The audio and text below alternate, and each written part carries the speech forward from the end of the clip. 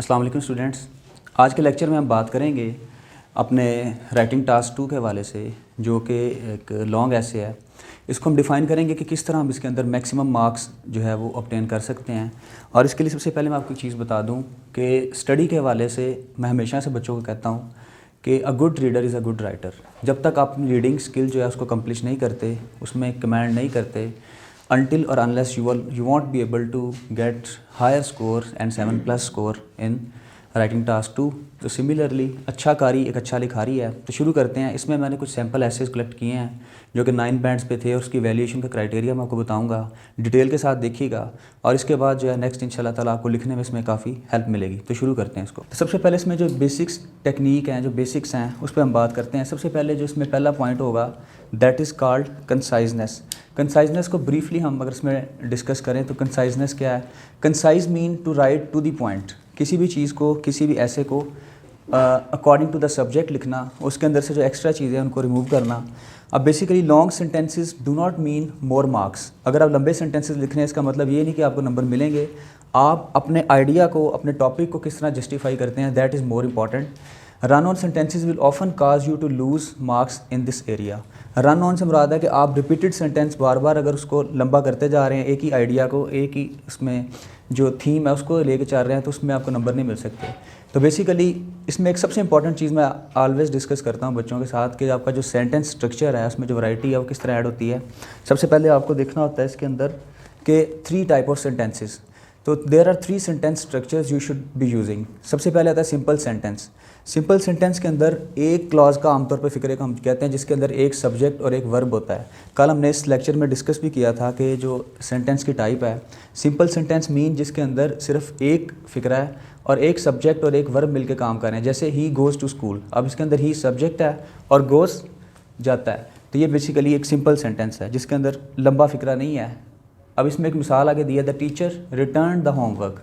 Teacher subject और return verb. तो ये एक सिंपल सेंटेंस था। फिर आगे चलते हैं हम कम्प्लेक्स सेंटेंस के ऊपर। कम्प्लेक्स सेंटेंस क्या होता है? कम्प्लेक्स सेंटेंस वो होता है जिसके अंदर 2 क्लॉज आमतौर पे हों या 2 से ज़्यादा क्लॉजेज हों और एक क्लॉज इंडिपेंडेंट हो और दूसरा जो है उसके साथ डिपेंडेंट क्लॉज हो। डिपेंडेंट और इंडिपेंडेंट में फ़र्क क्या है कि आमतौर पे इसके साथ हमें ज़रूरत पड़ती है ऐसी कंजंक्शंस की ज़रूरत पड़ती है जैसे कोरिलेटिव और कोऑर्डिनेट कंजंक्शन के अलावा कोरिलेटिव और इसके अंदर जो था सबऑर्डिनेट कंजंक्शन। ये 2 टाइप ऑफ कंजंक्शन सी कल इस लेक्चर पे हमने बात की थी। तो नेक्स्ट लेक्चर में हम इस पर डिस्कस भी करेंगे डिटेल के अंदर कंजंक्शंस की टाइप को। तो बेसिकली जो कम्प्लेक्स सेंटेंस है वो क्या होता है जिसके अंदर एक मिसाल दी गई, the teacher return the homework. अब ये आफ्टर जो है ना, यहाँ पे ये कंजंक्शन है, after she notice the error. अब आफ्टर ने क्या किया, अगला जो फिक्रा था बेसिकली ये क्लास के अंदर ये सब्जेक्ट है और नोटिस जो है ये क्या है, वर्ब है। दोनों क्लासेस के अंदर पहले के अंदर टीचर और जो रिटर्न्ड है सब्जेक्ट और वर्ब मौजूद है और दूसरे क्लास के अंदर भी सब्जेक्ट और वर्ब है, लेकिन आफ्टर ने क्या किया है, इस दूसरे वाले हिस्से को पहले वाले हिस्से के ऊपर डिपेंडेंट कर दिया है। तो जो बेसिकली जो after she notice the error है, ये फिक्रा अब डिपेंड कर रहा है किसके ऊपर, the teacher return the homework. ये यहाँ पे मास्टर क्लास हो गया। तो बेसिकली ये कहते हैं कम्प्लेक्स सेंटेंस। कम्प्लेक्स सेंटेंसेस जो हैं ये इसलिए हम यूज़ करते हैं कि ये आपकी जो इन्फॉर्मेशन है, जो आइडियाज़ हैं, उनको समेट सकते हैं और पैक करके इकोनॉमी ऑफ वर्ड्स में आप ज़्यादा एक्सप्रेशन अपना अच्छा लेके आ सकते हैं। और दूसरे नंबर पे आता है compound sentences. Compound sentence basically ऐसे सेंटेंस को कहते हैं जैसे कंपाउंड से मुराद होता है दैट इज़ मेड ऑफ 2 और मोर क्लॉजेज। तो 2 सिंपल सेंटेंसेस को ज्वाइन कर देते हैं हम कोऑर्डिनेटर के साथ। कोऑर्डिनेटिंग कंजंक्शन क्या है, एंड, फॉर, येट, सो। और इसमें आमतौर पे दोनों जो क्लास होते हैं वो मास्टर होते हैं। जैसे the teacher return the homework, so everyone got to home early. अगर आप इसमें इस फिक्रे को वैसे भी आप बोलें everyone got to home early, तो ये डिपेंड नहीं कर रहा है इसके ऊपर, पहले वाले के ऊपर। दोनों अपनी अपनी जगह एग्जिस्ट कर रहे हैं इंडिपेंडेंटली। तो basically that depends upon conjunctions. और आपको ये सीखना होगी क्योंकि अगर आप मास्टर करना चाहते हैं, उसमें ज़्यादा नंबर लेना चाहते हैं, तो पहली बात आपके ज़हन में ये डेफिनेटली होनी चाहिए कि आपने जो डिफरेंट टेक्निक्स हैं, डिफरेंट टूल्स हैं, राइटिंग के पैरामीटर्स उनको सीखना ज़रूरी है। तो कंसाइजनेस, ओवरऑल तो कंसाइजनेस का मतलब था कि आपने ब्रीफ और टू द पॉइंट लिखना है। तो इसीलिए जब आपके पास कंजंक्शंस होंगी तो आप क्या करेंगे, आप ज़्यादा क्लॉजेस को जोड़ सकेंगे और अपनी इकोनॉमी ऑफ वर्ड्स के अंदर ज़्यादा आइडियाज़ को जो है कंबाइन कर सकेंगे। तो बेसिकली ये सबसे इंपॉर्टेंट और सबसे डेफिनेट जो चीज़ है वो कंसाइजनेस थी। अब दूसरी इसमें जो चीज़ है कोहेरेंस है। कोहेरेंस मींस कि आपके आइडियाज़ जो है शैटर्ड ना हो। इसको सिंपली अगर हम कहें तो आपके जो आइडियाज़ हैं उनके अंदर एक सीक्वेंस पाया जाना चाहिए। इसके लिए हम आमतौर पर जो लफ्ज़ इस्तेमाल करते हैं कोहेरेंस पैदा करने के लिए, अगर तो कोई फ़िक्रा इस तरह का जिसके अंदर कोई टास्क आपसे पूछा गया जिसके अंदर आपने किसी डिटेल में जाना है, किसी आइडिया को एक्सप्लोर करना है, जैसे किसी चीज़ की एक्टिविटी पूछी जाती है, प्रोसेस पूछा जाता है, तो उसमें हम लिख सकते हैं फॉर एग्जांपल अगर जिस तरह राइटिंग टास्क 1 में क्वेश्चन आता है आमतौर पे कोई पावर जनरेशन के रिलेटेड या हनी बनाती हैं किस तरह बनाती हैं, प्रोसेस को पूछा जाता है, उसमें हम जो ट्रांजिशनल वर्ड्स यूज़ करते हैं कोहेरेंस पैदा करने के लिए, number 1, number 2, first of all, secondly, after that, तो इस तरह के अल्फाज क्या करते हैं आपके एक आइडिया को बाइंड कर देते हैं दूसरे के साथ। तो बेसिकली कोहेरेंस से मुराद है कि आपका आइडियाज़ जो हैं वो वेल कनेक्टेड फॉर्म में है, बिखरे हुए नहीं हैं, और एक जो चीज़ है उसमें इससे फ़ायदा ये हो जाता है कि आपकी जो रेपुटेशन है वो आप उससे अवॉइड कर सकते हैं और अपने थोड़े लफ्ज़ों के अंदर जो है ज़्यादा इन्फॉर्मेशन जो आप उसमें दे सकते हैं। उसके बाद आ जाती है तीसरी चीज़ कंपोजिशन। कंपोजिशन से मुराद है कि आपने उसको प्रॉपर जो उसका एक इंटरनेशनल स्टैंडर्ड है उसके मुताबिक डिज़ाइन किया है कि नहीं। जैसे जो टास्क 2 है, राइटिंग टास्क 2, उसके अंदर जो इंटरनेशनल स्टैंडर्ड है वो है कि 4 पैराग्राफ्स होने चाहिए। सबसे पहले एक इंट्रोडक्टरी पैराग्राफ होगा आपका, स्ट्रक्चर यानी ऑफ योर ऐसे इंट्रोडक्शन पैराग्राफ, फिर उसके बाद 2 से 3 बॉडी पैराग्राफ्स होंगे और लास्ट में आपका कंक्लूजन का पैराग्राफ होगा। तो ये एक बेसिकली इसका इंटरनेशनल स्टैंडर्ड है जिसके अंदर हमने 250 वर्ड्स और यहाँ 250 वर्ड्स से ज़्यादा भी हम लिख सकते हैं, लेकिन एटलीस्ट 250 वर्ड्स को रख के हमने चलना होगा। और each body paragraph should include a topic sentence. जो भी आपका बॉडी पैराग्राफ है, बॉडी पैराग्राफ से मुराद है कि जो टॉपिक के रिलेटेड दरमियान में जो सेंट्रल 2 या 3 पैराग्राफ्स होंगे उनको आपने इनिशिएट करना होगा एक टॉपिक सेंटेंस के साथ। अब टॉपिक सेंटेंस क्या करता है, इलस्ट्रेट योर पॉइंट, कि आप किस चीज़ को फेवर करने लगे हैं, किसके अगेंस्ट जाने लगे हैं। इसका एक पूरा एक स्ट्रक्चर है, इसमें हम डिस्कस करेंगे नेक्स्ट एग्जांपल्स में। और लास्ट पे आपका जो पैराग्राफ होता है 4th, that is called conclusion. तो कंक्लूजन किस तरह से लिखते हैं, कंक्लूजन के अंदर आपने जो शुरू में बात की होती है उसी को दोबारा से रीफ्रेज करके, रीट्रीट का मतलब होता है दोबारा से दोहराना। 2 और 3 main ideas from your body paragraphs, उनमें से जो 2 बॉडी पैराग्राफ में से इंपॉर्टेंट आइडियाज़ हैं जिन पे आप स्ट्रेस देना चाहते हैं या जिनको आप सपोर्ट कर रहे होते हैं, जैसे बाज़ दफ़ा पूछता है कि आपका क्या ओपिनियन है, आपका क्या व्यू पॉइंट है, तो उसको हम उसके अंदर लेके इंक्लूड कर लेते हैं। तो अब इसके हम एग्जांपल देखेंगे ताकि आपको ज़्यादा अच्छा आइडिया हो सके। नीचे कुछ टिप्स हैं लेकिन इनको हम अभी फ़िलहाल नहीं डिस्कस करते। ये मेन जो 4 चीज़ें थी वो ये थी। अब ये कुछ पॉपुलर टॉपिक्स हैं फॉर राइटिंग टास्क 2। अगर आप इन पे प्रैक्टिस करते हैं, ये कोई तकरीबन 8 टॉपिक्स दिए गए हैं जिनके अंदर अगर हम बात करें तो इसके रिलेटेड ही आमतौर पर टॉपिक्स आते हैं। तो अगर हम इसको जनरली एवेल्यूएट करते हैं, इस पर लिखते हैं, तो इसको हम देखेंगे किस तरह हम इसमें 9 बैंड्स ले सकते हैं। और इसमें कुछ मैंने ऐसे शामिल किए हैं जो कि 9 बैंड्स के थे और जिसमें आप जो है स्कोर अपना चेक भी कर सकते हैं। You should spend about 40 minutes, 40 minutes आपके पास इस टास्क के लिए। Write about the following topic. Forests are the lungs of the earth. जंगलात जो हैं वो ज़मीन के फेफड़े हैं। फेफड़े से मुराद है कि ऑक्सीजन प्रोवाइडर हैं। Destruction of the world's forest amounts to death of the world.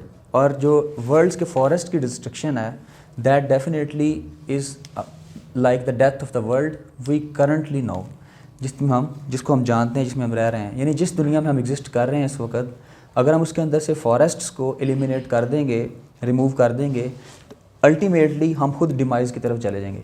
तो इसके हम डिस्कस करेंगे। और ये 9 बैंड्स कैसे है, अगर आप इसको देखते हैं तो आपको ये आइडिया हो जाएगा कि हम किस तरह अपने आइडियाज़ को, अपने आंसर को जो है 9 बैंड तक लेके जा सकते हैं। और इसके नीचे मैं वैल्यूएशन भी दूंगा कि आपको किस तरह उसने जो एग्जामिनर है वैल्यूएट करके इसको 9 बैंड्स पे अप्रूव किया है।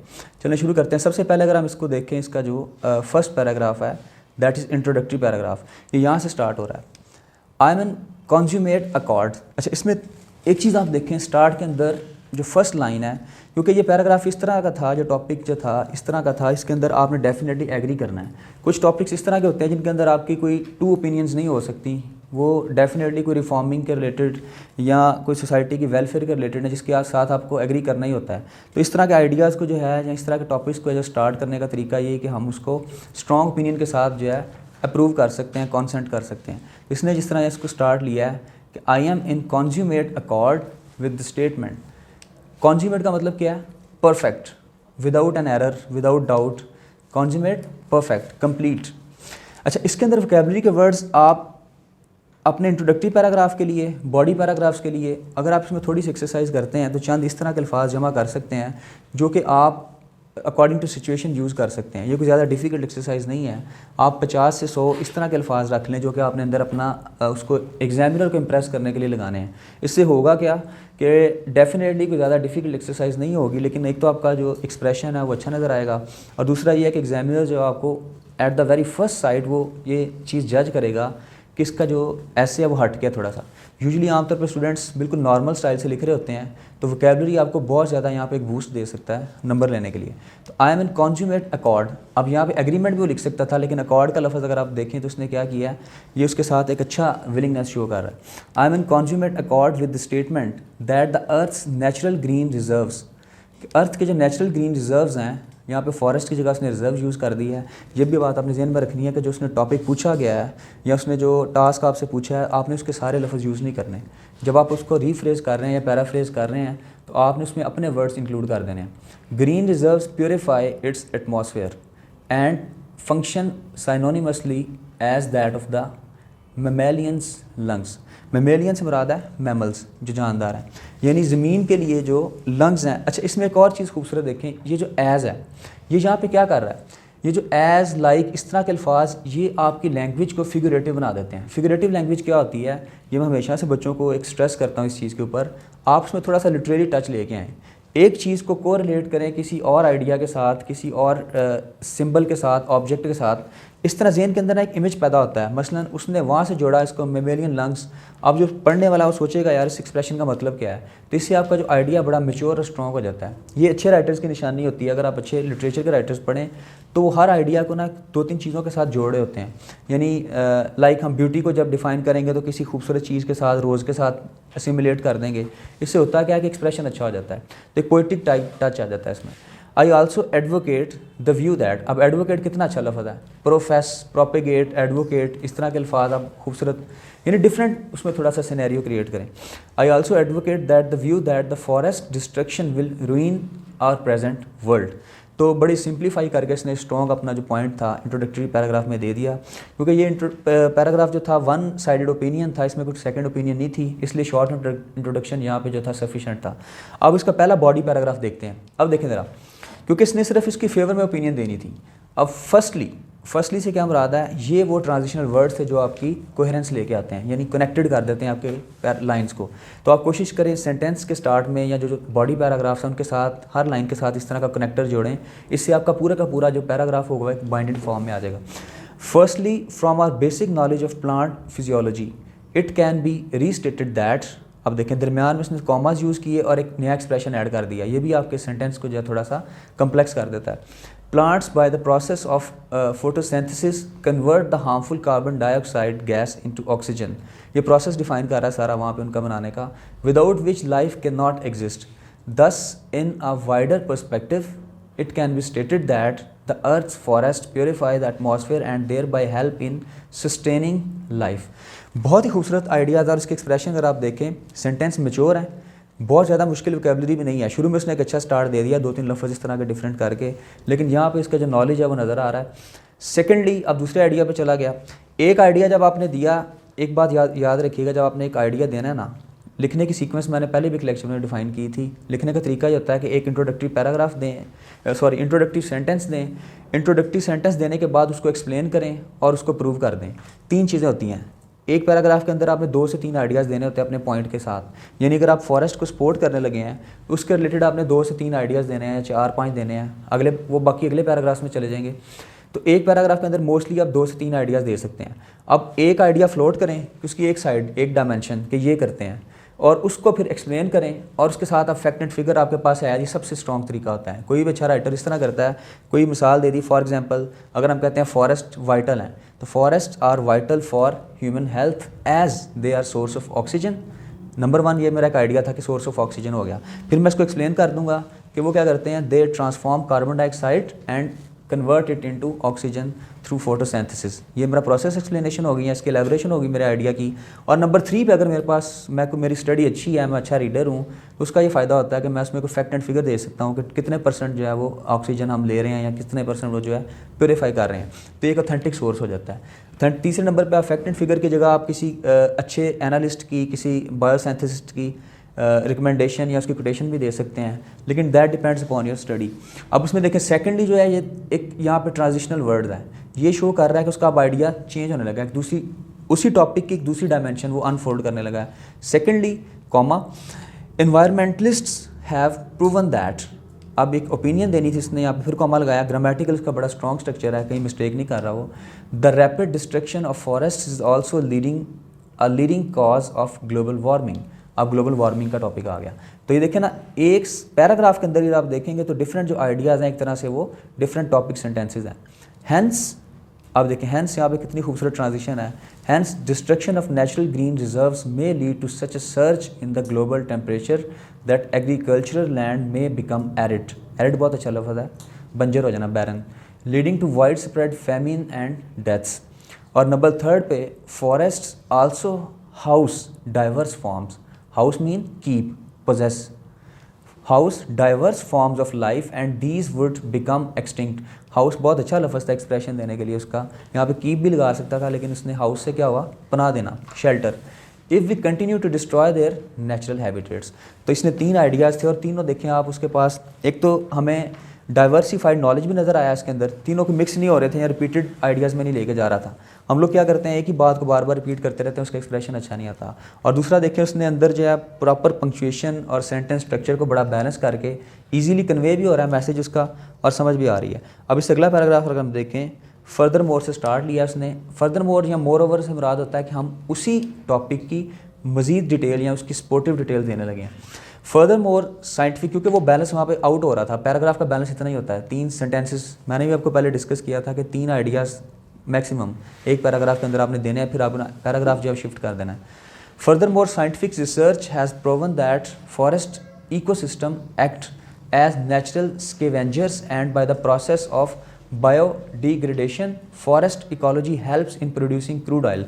अच्छा, एक मैं लास्ट लेक्चर में आपसे डिस्कस कर रहा था, एक होती है किसी फील्ड की वोकेबलरी, जिस तरह अगर आपने बीज के रिलेटेड लिखना है तो उसमें नेक्टर है, हनी बी है, स्वॉर्म है, सेल्स हैं, यानी इस तरह आप जो है ना पोलन है उसकी वोकेबलरी यूज़ करते हैं। अब इसने इसकी जो फॉरेस्ट्री के रिलेटेड वोकेबलरी है वो यूज़ की हुई है। That again depends upon your reading. अगर आप अच्छे रीडर हैं, डिफरेंट सोर्स पढ़ते हैं, आर्टिकल्स पढ़ते हैं, तो अल्टीमेटली इसका ये बेनिफिट आपको मिलता है कि आपका जो वोकेबलरी का वर्ड बैंक है वो मैच्योर होता जाता है। बजाय आपके बेसिक आप उसके अनटू वर्ड्स यूज़ करें या सर्टेन वर्ड्स यूज़ करें, आप उसके रिलेटेड जो है टिपिकल वर्ड्स यूज़ करते हैं, और ये शो करता है कि यार बंदे के पास नॉलेज है, उसकी फील्ड जो है वो सपोर्ट कर रहा है। अच्छा, helps in producing crude oil which fuels our modern world and its unavailability is unimaginable as this will directly catalyse भी बड़ा खूबसूरत लफ्ज़ है, a global economic crisis. A furthermore, scientific research has proven that forest ecosystem act as natural scavengers. Scavenger किसे कहते हैं, किसी चीज़ को ख़त्म करना, तो ख़त्म कर जाना, खा जाना, प्रीडेटर के सेंस में इस्तेमाल होता है। Bye the process of biodegradation, biodegradation भी फॉरेस्ट्री की टर्म है। तो इस तरह फाइनली फॉरेस्ट, अब उसका आखिरी जो आइडिया था, are also source of numerous medicinal plants from which varieties of modern medicine are produced. Quinine and anti-malarial drug produced from the barks of cinchona trees is the best possible example. Hence, forest destruction will also be a ban for the medical community. तो ban mean a sign, a warning, precaution. तो यहाँ पे इसने medical उसकी side दे दी, उससे पीछे biodegradation का process दे दिया। तो 5 आइडियाज़ उसके जो थे, 5 बेनिफिट्स जो थे उसने फॉरेस्ट्री के डिफाइन किए। अब लास्ट में इसका कंक्लूडिंग पैराग्राफ की तरफ हम चलते हैं। दस the harmony of the present world will be ruined if our natural green reserves are continuously destroyed and there is theoretical possibility that the blue planet might become lifeless if these green lungs are totally wiped out.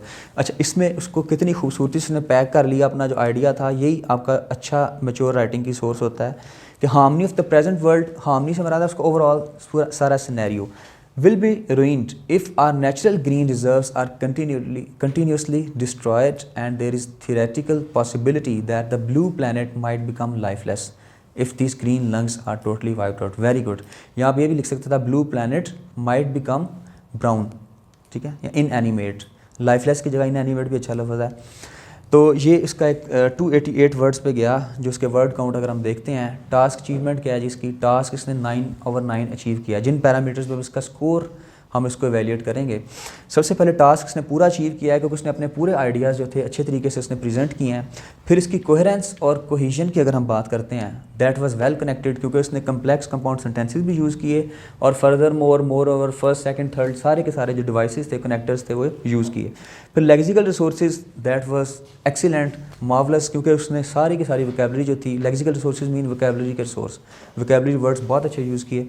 इसलिए मैं आपसे कहता हूँ कि आप magazines वगैरह या newspaper पढ़ें, क्योंकि उससे ये होता है कि आपका जो है ना वो रीडिंग एक्सपोजर मैच्योर हो जाता है। फिर ग्रामर उसकी परफेक्ट थी, कोई उसने ग्रामेटिकल या पंक्चुएशन की मिस्टेक नहीं की, तो ओवरऑल स्कोर इसका था बैंड 9।